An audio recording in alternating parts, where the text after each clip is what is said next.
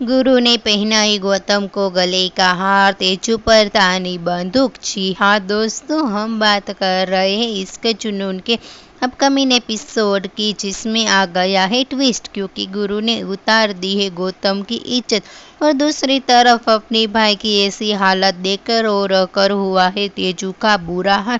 ये सब गुरु को रोकने की कोशिश कर रहे हैं, लेकिन गुरु किसी की नहीं सुन रहा है और यहाँ तक कि रूहानी ये भी कहती है, गुरु तुम ये सब ठीक नहीं कर रहे हो, ऐसा मत करो। लेकिन गुरु साफ कह देता है कि मुझे ये सब पसंद नहीं है, मैं यही करूँगा, तुम कोई भी बीच में ना आओ। दूसरी तरफ गौतम जो है अपनी बहन के लिए इज्जत भी दाव पर लगा रहा है और तेजू भी रो रो कर बुरा हाल हो चुका है। अब ये देखना इंटरेस्टिंग होगा कि यहाँ पर गौतम ने गुरु को दे दी है धमकी, अब क्या यहाँ पर गौतम लेगा गुरु से बदला। वेल जो भी होगा उसकी अपडेट हम आपको देते रहेंगे। फिलहाल के लिए तो इतना ही, और ऐसी ही अपडेट देखने के लिए जुड़े रहे हमारे साथ, हमारी चैनल नेक्स्ट।